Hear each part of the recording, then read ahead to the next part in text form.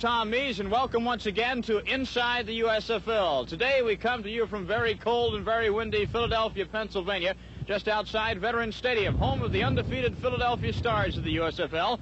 And stay with us on Inside the USFL, because in the next 30 minutes we'll be taking a look at highlights from all the games of this past weekend, weekend number 3 in the United States Football League. I'll visit with Gary Austin in Las Vegas about the latest lines for weekend number 4, and we'll also take a look at the hottest running back in the USFL, Kelvin Bryant of the Philadelphia Stars. All that and much more up next on Inside the USFL.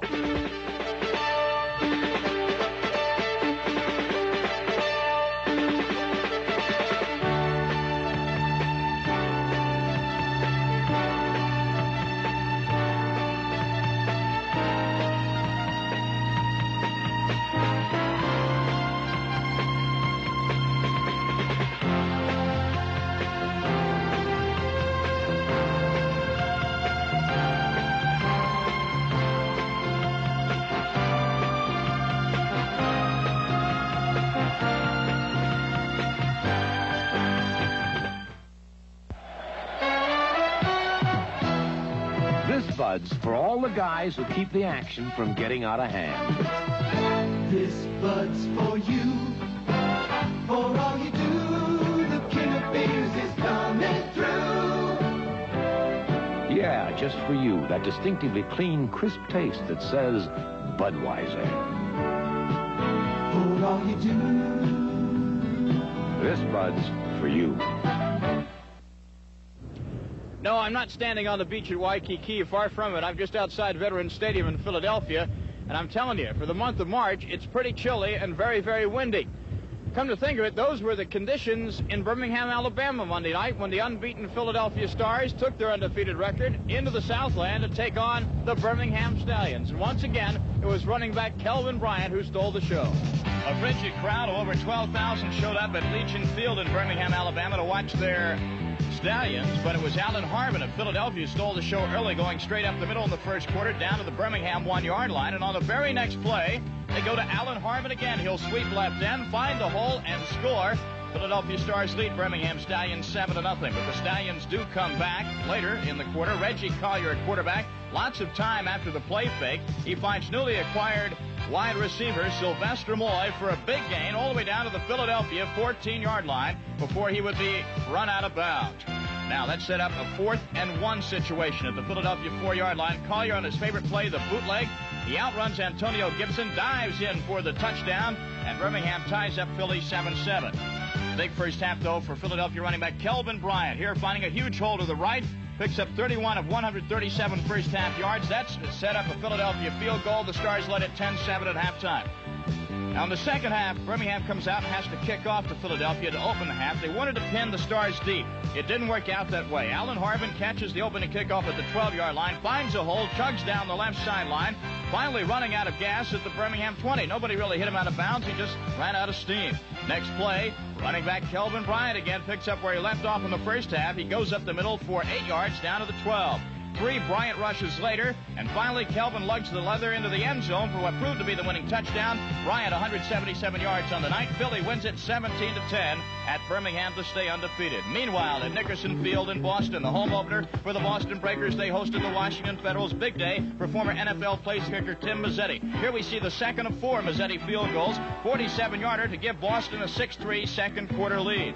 Later on, the biggest play of the game, Washington back to punt. A bad snap to punter Steve Hoffman. He eventually would fall on it at the 1-yard line, it's ruled, and that would give the Breakers great field position where running back Richard Crump took it in the fourth quarter to tie the game at 16. Then with just 27 seconds left, Tim Mazzetti's 29-yarder would win it. If it's good, it is good.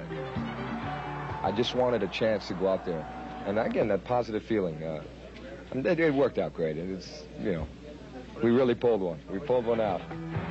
And thanks to Mazzetti's 4 field goals, the Breakers pull out their home opener, a win over Washington, 19-16. Meanwhile, in a slightly warmer location, the Valley of the Sun, Tempe, Arizona, Sun Devil Stadium, surprising Arizona Wranglers facing the undefeated LA Express. We'll pick it up with Arizona leading 7-0. LA quarterback Mike Ray fades back and fires one 61 yards to a wide-open Kevin Williams. He's into the end zone. The extra point is good, and LA ties it up at 7-all. Then we'll pick it up with Arizona leading 10-7. Quarterback Alan Risher says, oh, yeah, I can fire the ball, too. He finds Jackie Flowers, 45 yards and a touchdown after the catch.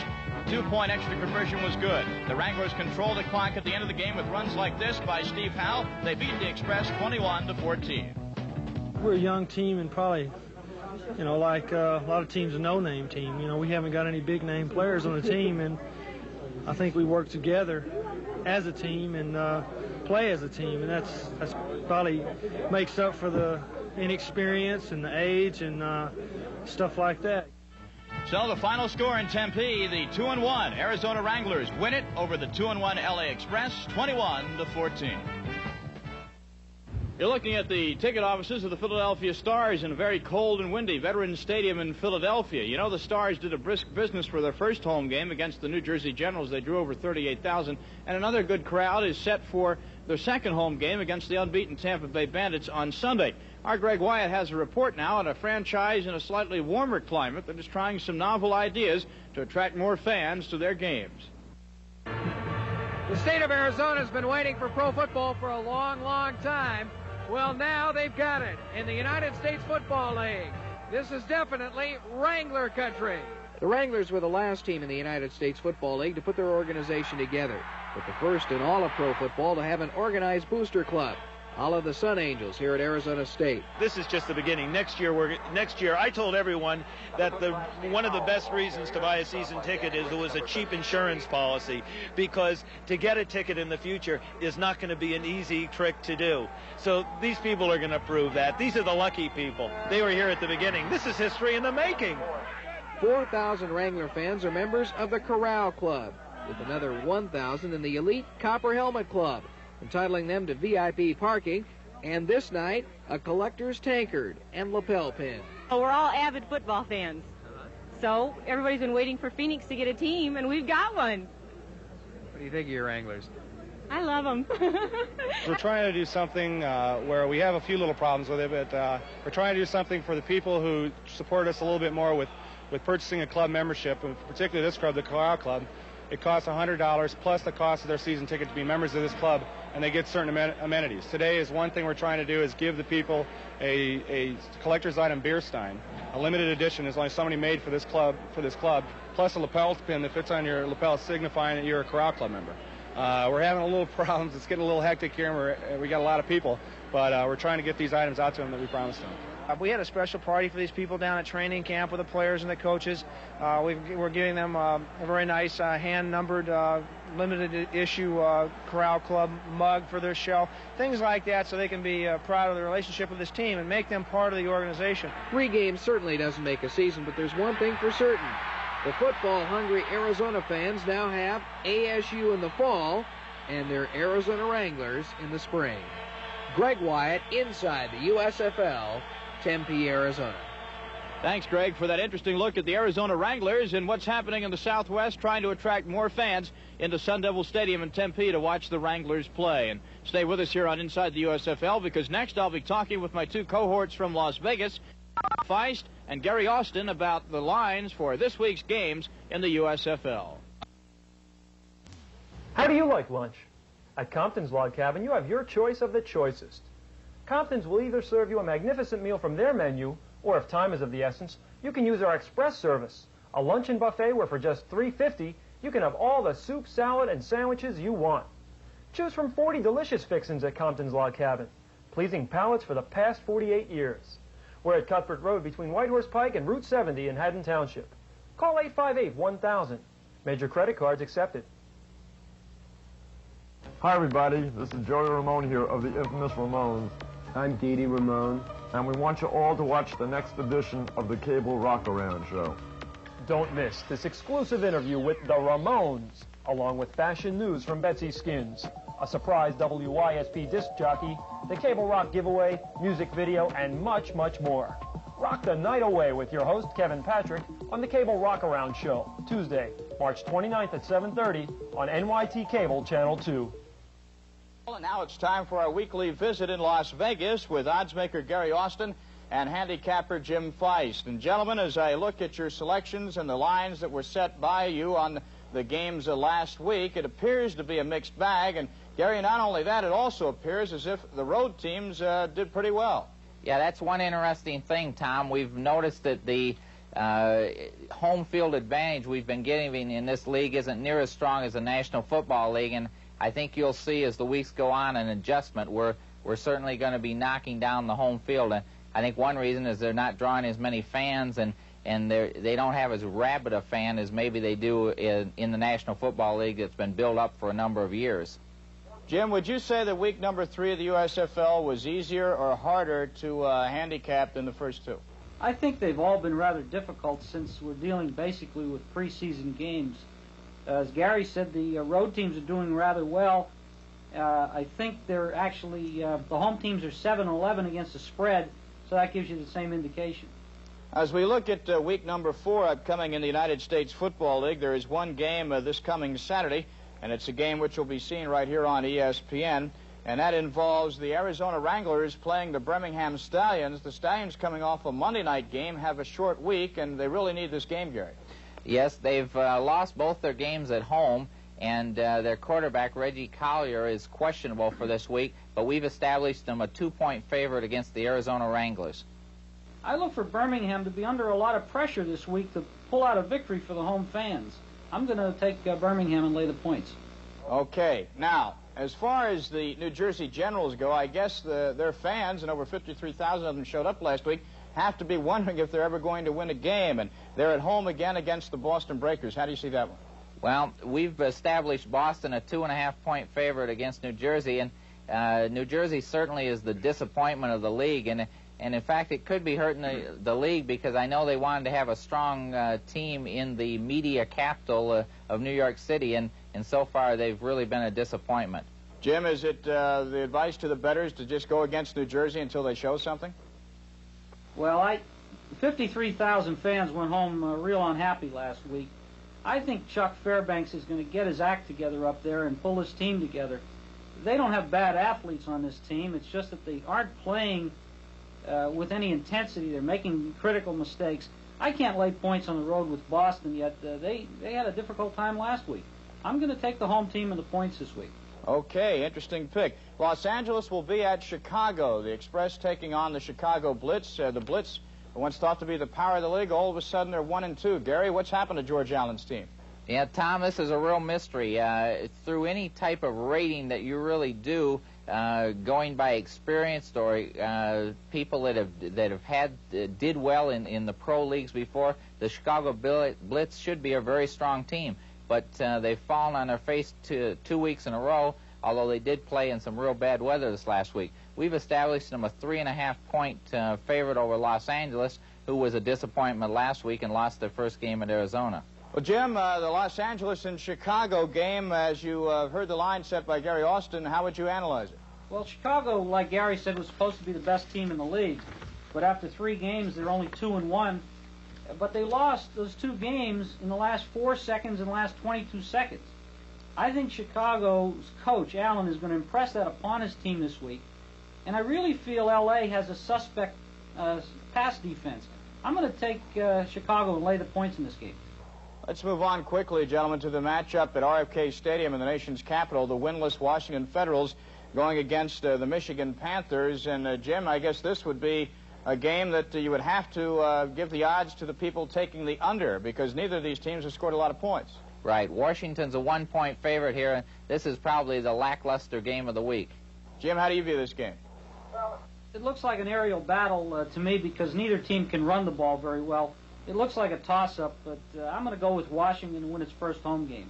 All right. Monday night on ESPN, the Oakland Invaders will get together with the Denver Gold, coming back home to Mile High Stadium after that first win in Chicago. This looks to me to be a pretty interesting matchup. Yes, Oakland, I believe, is one of the better teams. They've been established a 2-point favorite at Denver.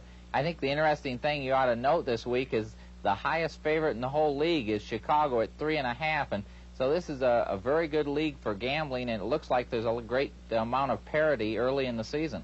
Jim, when you look at this game, do you see a rivalry, an old rivalry like we had in the AFL with Oakland and Denver? Well, I think it might develop. Oakland has a 2-0 record against the spread, and they're 2-0 on the road also. Well, Denver is the opposite at home. I'm going to take Oakland. They look like the better balanced team, and Denver's offense really looks suspect to me. All right, now the big game, the first really big game ever in the United States Football League at Veterans Stadium in Philadelphia, matches the Philadelphia Stars against the Tampa Bay Bandits. And Gary, how do you make a line on this game? Well, both these teams are undefeated, 3-0 on the season. And we're going to find out who the class of the league is. We're establishing Philadelphia a small 2.5-point favorite against Tampa. Jim, do you think you have to more or less go with the home team when you've got teams like this who appear to be matched evenly? Tampa seems to have the better offense, but Philadelphia has a better defense. It looks like a dead-even football game, but like we talked about before, the home teams aren't doing that well. I'm going to take Tampa Bay in the points. You might get 2.5 or 3 points. I think that's the side. Thanks so much for being with us again, Gary Austin and Jim Feist in Las Vegas. And now it's time to hear from our Paul McGuire with his weekly commentary on the United States Football League. Tom, last week we talked about the offensive linemen and we talked about the specialists, the field goal kickers and the punters, and how poorly they're performing so far in the first couple of weeks of football. Let's talk a little bit about the passing game as opposed to the running game. In the first 2 weeks of the USFL, you notice teams like Los Angeles. Hugh Campbell, noted for throwing the football up in Canada, ran the football and did it very well. He has a good offensive line. But in the third week of football, we've seen so much more passing. Whether the USFL has the quality quarterbacks to do it or not, that's another question. The other thing is, when the offensive linemen realized that they couldn't run block that well, they started to pass block. But that poses one more question for the offensive line. Can they and will they be able to pick up the blitz? They haven't been able to do it so far, and that's the most important thing. That's something I'll cover next week. Back to you, Tom. Thank you very much, Paul, and stay with us because next we'll have highlights of the Denver Gold Chicago Blitz game, also the Oakland Invaders at the Michigan Panthers, and the Tampa Bay Bandits against the New Jersey Generals. Those highlights and more coming up next as Inside the USFL continues. The deadline for the Eastern Airlines strike is upon us. We'll tell you what happened and what it means for the company on the next Business Times. We'll also be reporting on the latest consumer price index figures, and we'll be looking at the economy in Bill Woolman's weekly review. And our financial editor, Jeff Madrick, will analyze changes at AT&T, and Boone Pickens will discuss future strategy at Mesa Petroleum. Please join us.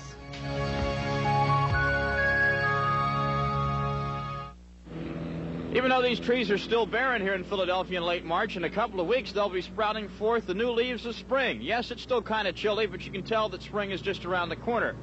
However, I doubt if the football fans in Chicago would concur. When they showed up at Soldier Field last Sunday afternoon, several inches of snow fell on them, and their favorite team, the Chicago Blitz, also fell to the Denver Gold.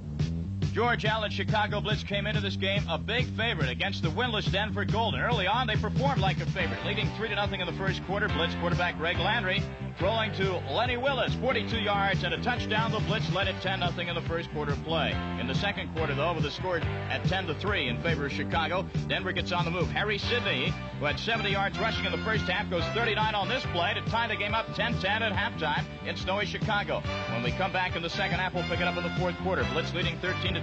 Denver on a last-ditch drive. Big third down and 2 play. Quarterback Kenny Johnson hitting his tight end Bob Nitziolik for the first down to keep the drive alive. However, the drive would eventually stall inside the Blitz 5. Red Miller talking it over with his quarterback Ken Johnson. Hey, let's go for the win. The heck with the tie. Johnson calls his own number, gets the snap, keeps it, and scores. The Gold wins it 16-13 in Chicago under bad conditions for their first win ever in the United States Football League. Meanwhile, last Saturday night in slightly better conditions at the Silverdome in Pontiac, Michigan, the Michigan Panthers, their home opener against the Oakland Invaders. Second quarter action in a game seen on ESPN, 3-0 Michigan. Invader quarterback Fred Basana would hit his favorite target early on in the season, Wyatt Henderson, with a beautiful fingertip catch, 45 yards for the touchdown, and Oakland takes a 7-3 lead. At halftime, the score would be 10-6 in favor of Oakland. Third quarter, Oakland Stan Talley back to punt. Anthony Carter of the Panthers fields it, but he'll get popped hard by Jairo Penaranda, and Carter would fumble the ball. The second fumble in this game for him. Marcus Quinn recovers for Oakland.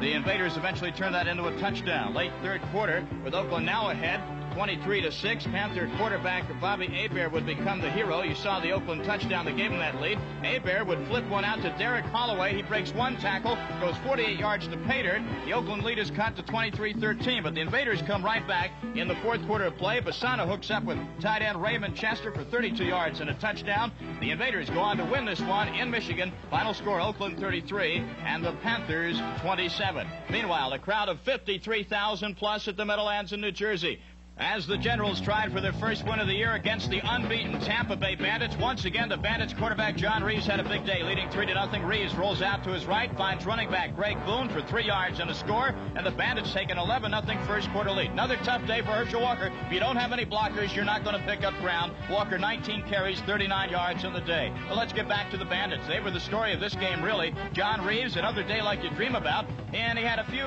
successful hookups with tight end Lewis Gilbert. This one coming down the middle in the third quarter to keep a Bandit drive alive. Reeves would throw another touchdown pass eventually to Gilbert, 10 yards in total. Reeves, or rather this one is more than 10 yards, it's for over 30 yards, and he hits Gilbert 25-3 Bandits. Greg Boone also added some icing to the cake. Boone going around his own end for a 1-yard touchdown. It's 32-9. And moved the ball with authority. Just seemed to have a good blend of play calling there by Coach Spurrier, and the blocking was good. The men were open, and the running was good. So it's just sometimes things go right and you have a nice drive, you know, and you go down the field and score.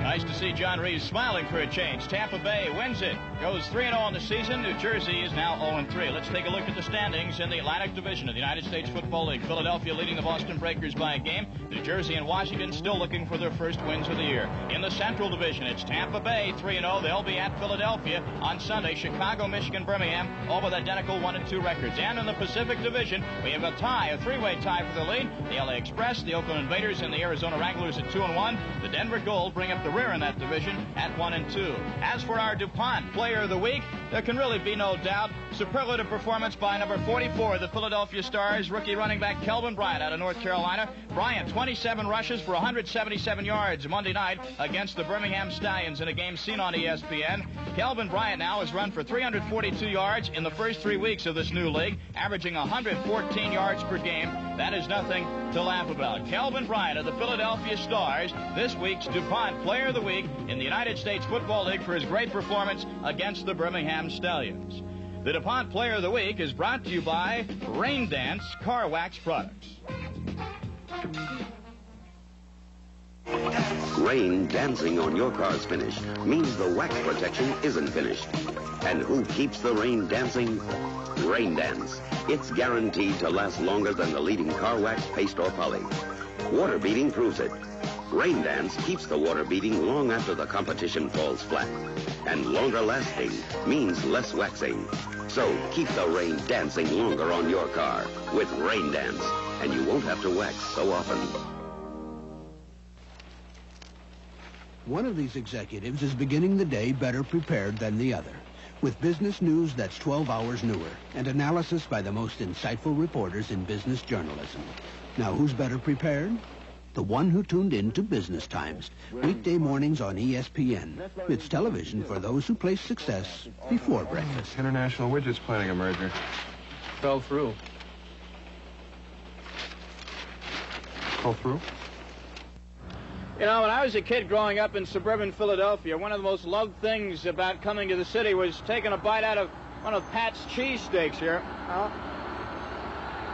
Stuff is still the greatest.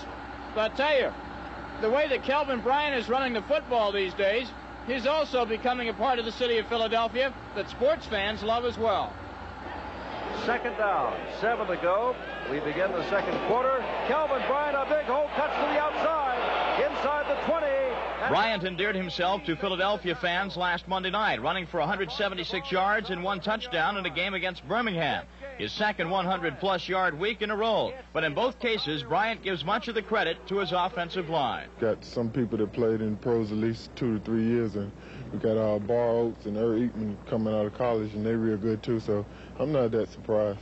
They talk about how you make them look good, but I guess as a running back, you really appreciate them. Oh, yeah, you got to appreciate them. You know, without them, you know, we'd be like Mr. Nobody because, you know, they open up the holes and, you know, I just run through them. Yeah, he's a tremendous running back. He runs good outside. He has great speed, and he runs with a lot of power on the inside, which I think surprises a lot of people. He's definitely an asset to this club. He's given us you know, one of the main reasons we're 3-0 right now. What has impressed fans and teammates alike are not only Bryant's obvious physical talents, but the way he's handled his success. I met him when I originally signed here with the Philadelphia Stars. We signed on the same day, and I met him, and I've got to know him pretty well the last few weeks, and he's a great person. He's a first-class person, the kind that I like to be associated with, and the Philadelphia Stars like to have.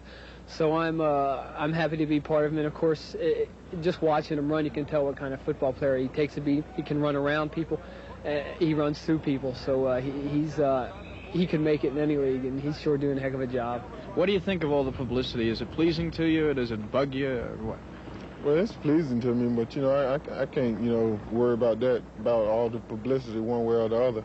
I just got to concentrate on what I have to do and, you know, go out each game and try to give 100%. In the USFL's biggest game to date, the unbeaten Stars host the 3-0 Tampa Bay Bandits this Sunday afternoon at Veterans Stadium. I know as far as defensively, they're a great defensive team. I know a lot of their defensive backs. I played with Glenn Edwards in San Diego and a couple other guys. So we're real excited. We have them here at our own place, and hopefully there's going to be a lot of people from Philly rooting us on, and we're both 3-0, and it's a big game. We're real excited about it. Well, we got to be ready for them. You know, we had a scrimmage game against them, and, you know, we didn't do too good. So, you know, I think they're going to be ready for us, and we're going to have to be ready for them. And it's going to be a physical game, but, you know, I think we can get ready to play them.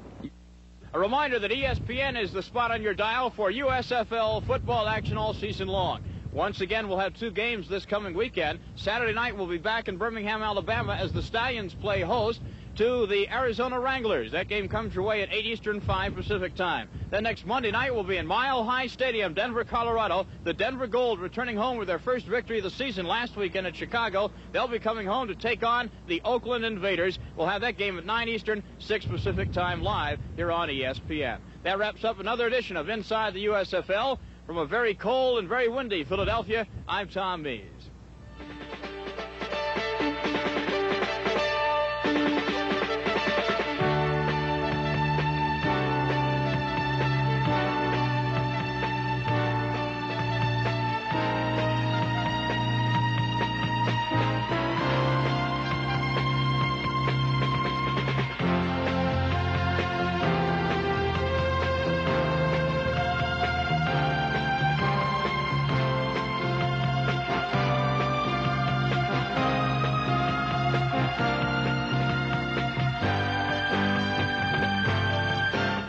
Sorry.